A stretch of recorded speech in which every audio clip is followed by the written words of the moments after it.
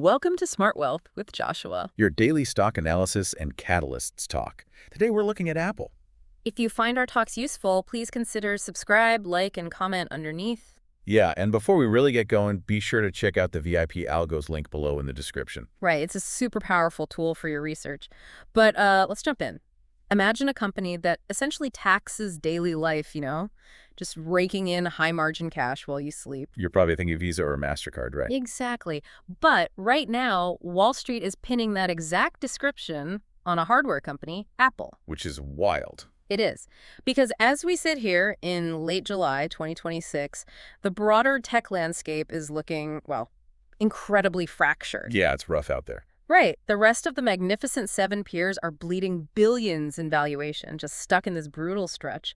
Yet Apple is sitting pretty at around $333.02 a share. Wow. Yeah, it's just a hair's breadth, like just 0.6% away from its 52-week high of $334.99. It is actively defying gravity while its closest peers just sink. Which, it makes this a fascinating moment to really unpack the engine behind this massive 55% run-up over the last year. Definitely. So our mission for today's talk is to look right under the hood.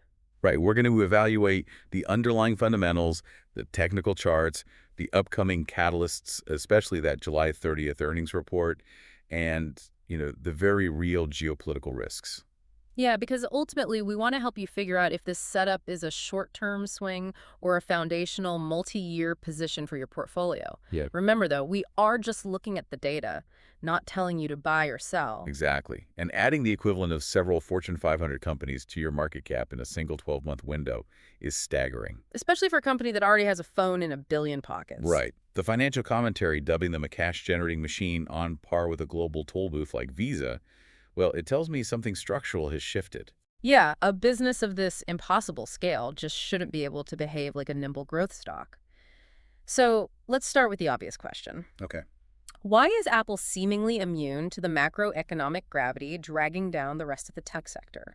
Well, the immunity stems directly from the evolution of its business model and, the resulting profit margins. Okay, break that down for me. Sure. If you look at the fundamental data, Apple's trailing 12-month revenue growth is currently accelerating at 12.76% year over year. Wait, double-digit revenue acceleration at a multi-trillion-dollar valuation? That's rare. It's incredibly rare. But the context of where that growth is actually coming from is what gives the stock its current premium. So it's not just selling more phones. No, not at all. It is being driven heavily by the services segment. Right, which makes sense. That transition has been happening for a while, but it feels like it's reaching a tipping point right now. It absolutely has. Think about the App Store, Apple Music, iCloud, Apple Pay. These services carry significantly higher profit margins than selling physical iPhones or MacBooks. But the second and arguably more potent driver right now is the front edge of the Apple Intelligence upgrade supercycle. Oh, right, which fundamentally changes the hardware replacement math. Exactly. Because for the last few years, holding on to an iPhone 13 or 14 was totally fine. Yeah, the hardware iterations were pretty minimal, just a slightly better camera maybe. Right. But by integrating heavy, on-device artificial intelligence, which requires advanced neural engines that older phones simply do not possess, they are essentially forcing an upgrade cycle. Right, for anyone who actually wants access to these new AI capabilities. Exactly. And it's not just a better camera anymore. It's a completely new compute requirement. And that local compute requirement is really the linchpin, isn't it? Oh, absolutely. Unlike competitors who rely entirely on cloud-based AI, Apple's pivot to on-device processing for privacy and latency reasons renders legacy devices obsolete much faster. Wow. So you combine that massive hardware replacement cycle with the high margin services revenue, and you get some eye-watering fundamental metrics. You really do. We are looking at a trailing 12-month growth margin of 47.86%. That is insane. And a net margin of 27.15%. So nearly half of what they take in for every single product or service globally just drops down as gross profit. Yep.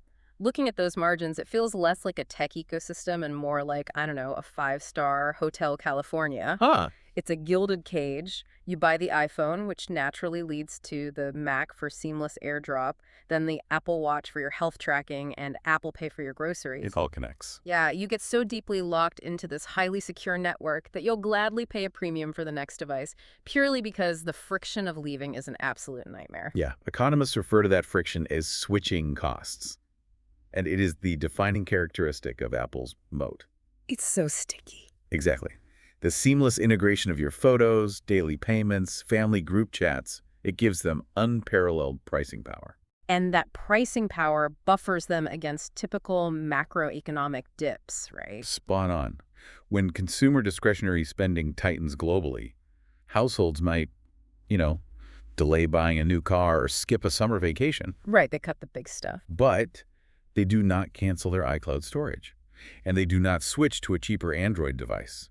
The ecosystem is simply too central to the infrastructure of modern life. Which creates this massive divergence when we look at capital allocation. Like, we understand how they generate this resilient revenue, but how they spend that cash is currently the exact opposite of their biggest rivals. Yes, that contrast is huge. While Microsoft, Meta, and Alphabet are locked in an absolute arms race, Apple seems to be playing a completely different game. They are. The contrast in capital expenditure is defining the current market narrative. The rest of the Magnificent Seven are spending eye-watering sums on AI infrastructure, Yeah, building massive data centers, acquiring compute power. essentially burning cash to construct the foundation of the AI era. And that heavy capex brings massive depreciation costs, which inevitably weigh down their near-term earnings profiles. Right, but Apple, however, is utilizing its robust free cash flow for a massive capital return strategy. Exactly. They are basically taking that Visa-like cash flow and handing it directly back to the shareholders through aggressive share repurchases and growing dividends. And at the scale Apple is operating, retiring these shares isn't just a standard buyback program. No, it's monumental. They are artificially engineering an earnings per share floor that competitors simply cannot match right now. Because they are continuously reducing the float, their trailing 12-month EPS is sitting at a very healthy $8.26. And this financial discipline is precisely why market sentiment is firmly bullish. Institutional investors are actively rotating out of companies burning cash on speculative AI infrastructure, and they are parking that capital in Apple. So it is a classic flight to quality? Exactly. The market is aggressively rewarding Apple's capital efficiency and their ability to generate AI-driven revenue without the crushing capex burden. Okay, but let me push back on that overwhelmingly bullish sentiment for a moment. Sure, go ahead. Because if institutional flow is so strong and the market loves this capital efficiency so much, why does the insider trading data look so grim? Oh, the insider score. Yeah. I'm looking at an insider score of -100 over the last 90 days. Apple executives have sold over 371,000 shares recently, with absolutely zero open market buys. It's a big number. Right. If the architects of this perfect mousetrap are dumping hundreds of thousands of shares, shouldn't that be a massive red flag that the top is in? It's a striking data point on the surface, I'll give you that, Mm-hmm. but context completely changes the read on it. How so? You have to factor in the sheer velocity of the stock's appreciation. After a historic 55% rally in a mega-cap name, an insider score of -100 is just standard executive compensation planning. Oh, so this is just restricted stock units vesting and executives paying taxes, not some coordinated exit. Correct. The vast majority of C-suite compensation is stock-based. Liquidating tranches of shares after a massive run-up to cover tax obligations or diversify personal portfolios is routine. That makes sense. It would be far more concerning if we saw heavy insider selling alongside heavy institutional distribution. But the broader institutional flow, the pension funds, the mutual funds, the hedge funds, remains highly constructive. So the smart money is still accumulating. Exactly, which tells us the internal executive selling is administrative, not predictive. Okay, so the fundamentals tell us what the business is worth on paper, but we need to see how capital is actually treating the stock. The fundamentals are a fortress, but how are the charts behaving as we head into these critical July 30th earnings? The technical structure is highly constructive. Looking at the recent price action, the stock bounced aggressively off its 50-day moving average in early July. Yeah, that algorithmic defense of the 50-day line provided the momentum needed to bust right through the psychological $300 resistance level. And it now holds an IBD composite rating of 99, which means it is currently outperforming 99% of all other publicly traded companies when you combine fundamental growth metrics and technical price strength. It's dominant. The multi-week returns reflect that dominance too. We're looking at a 13-week return of 21.90% and a 26-week return of 30.32%. Wow, those are huge numbers. But the most revealing technical indicator right now is the volume regime, which is sitting at 0.95 times the 10-day and 3-month average. Wait, if the stock is hitting 30% returns over a 6-month period, but it's breaking out on below average volume, doesn't that imply the rally is running out of oxygen? It's a fair question. Yeah, like a marathon runner sprinting at mile 20. Aren't we looking at a textbook blow-off top here? Well, it is a very common technical assumption, but in this specific context, the below-average volume actually signals the exact opposite of exhaustion. Yeah. A true blow-off top is characterized by massive, euphoric, well above average volume. Oh, like when everyone rushes in? Right. That massive volume spike is usually the retail frenzy jumping in blindly right before the smart money pulls the rug and crashes the price. The fact that Apple is methodically pushing toward all-time highs on slightly below average, steady volume tells us this is quiet, healthy accumulation by institutions. Ah, so they are slowly building their positions without triggering massive price spikes or algorithmic alarms. Exactly. It suggests sustained, controlled upward momentum rather than speculative late-stage exhaustion. The smart money is calmly buying every dip. That makes the technical setup incredibly compelling. No retail euphoria, just steady institutional accumulation. Yep. But, no stock operates in a vacuum. We have the fortress fundamentals and the perfect chart, but we need to look out at the horizon. What are the upcoming catalysts, the rocket boosters, and the looming headwinds that could alter this trajectory? Well, the most immediate catalyst is Thursday, July 30th, the quarterly earnings report. Yeah. Following strong recent results from peers like Alphabet, the market consensus expectations for Apple are elevated. Wall Street will be laser-focused on forward guidance. Specifically, what management projects for iPhone revenue regarding that AI supercycle, right? Exactly, and the continued growth rate of the services segment. And then right on the heels of that, we have the traditional September product launch event, which will theoretically unveil exactly how deep these Apple Intelligence features go into the new hardware ecosystem. And that event is the trigger for the upgrade cycle.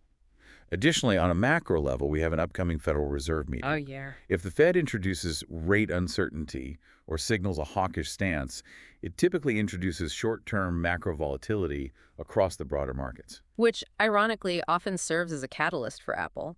When capital flees riskier, high multiple tech assets during Fed-induced volatility, it historically flows directly into Apple as the ultimate safe haven. We have seen that exact sector rotation play out multiple times this year. But, it is crucial to balance those catalysts with the structural risks. Of course. Let's talk about the downside.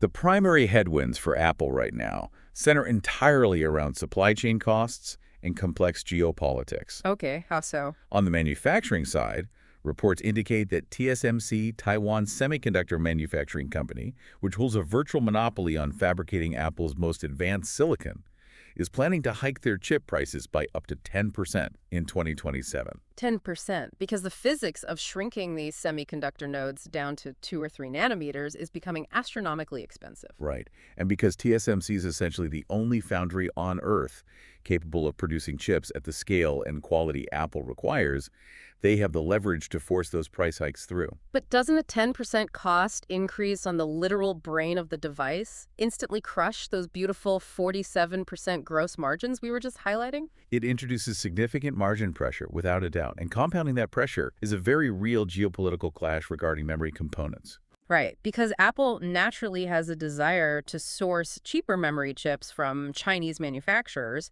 specifically YMTC, to maintain their supply chain cost efficiency and protect those margins. However, the Trump administration is pushing strict domestic semiconductor mandates, raising severe regulatory hurdles around utilizing those foreign components. And analyzing this strictly from an investment perspective, stripping away any political sentiment, the business reality is pure friction. Absolutely. Apple's fiduciary duty is to secure the most cost-efficient supply chain possible.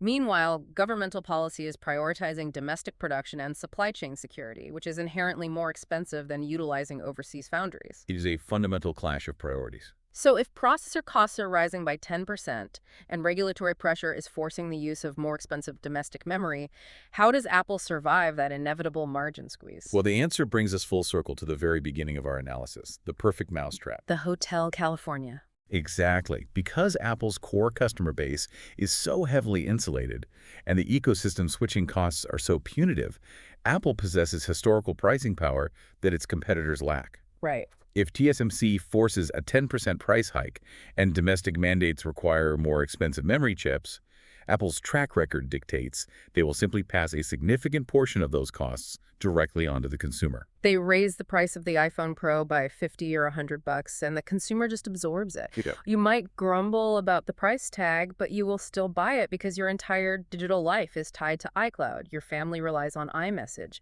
and the friction of leaving is worse than the price hike. The moat protects the margins. It does. The structural lock-in is their ultimate inflation hedge.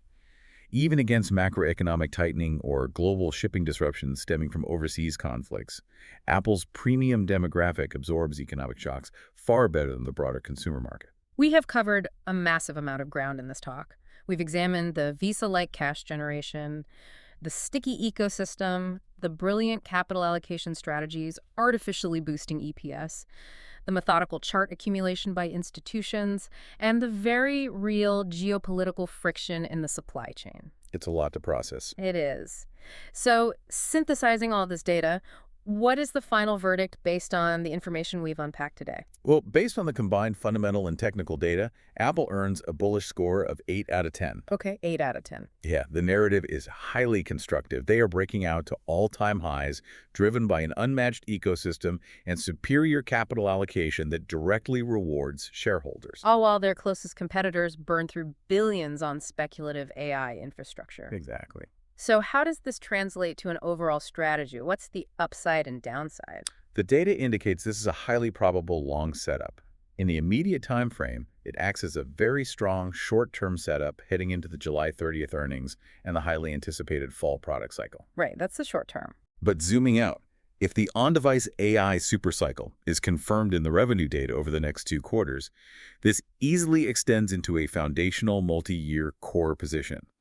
The downside risk, of course, is if those margin pressures from chip costs finally break consumer demand, though historically, as we discussed, they haven't. Right, a multi-year investment built entirely on the back of a gilded cage. It's a phenomenal setup. But before we wrap up, I want to leave you with a final, slightly provocative thought to mull over. Something that isn't cleanly answered in the balance sheets or the moving averages we analyzed today. Oh, what's that? Well, we've established that Apple's entire defensive moat, the sole reason they can charge whatever they want, ignore inflation, and pass supply chain costs on to you, is because they have built a physical hardware cage that you cannot escape. The iPhone, the Mac, the Apple Watch, the physical devices are the anchor. Right, they are the toll booths that tie you to the software. Exactly. But think about the massive wave of artificial intelligence approaching over the next decade. What happens if AI eventually makes the physical hardware completely irrelevant? Oh, wow. If the future of computing transitions into a purely cloud-based, device-agnostic, hyper-intelligent assistant that simply lives in a generic earpiece or a pair of glasses, and it doesn't matter what corporate logo is stamped on the side, does Apple's beautifully designed hardware cage suddenly lose its lock? That's a huge question. Or will they manage to pivot and completely monopolize the AI gateway, just like they did the smartphone? It is something to ponder the next time you look down at your screen. It really is the existential question for the next era of consumer technology. It truly is. Well, thank you for joining us on this analysis. And remember, if you want to dig deeper yourself, the VIP Algos link is below in the description. Be sure to check it out. Keep questioning the consensus and keep digging into the data. We will catch you on the next one.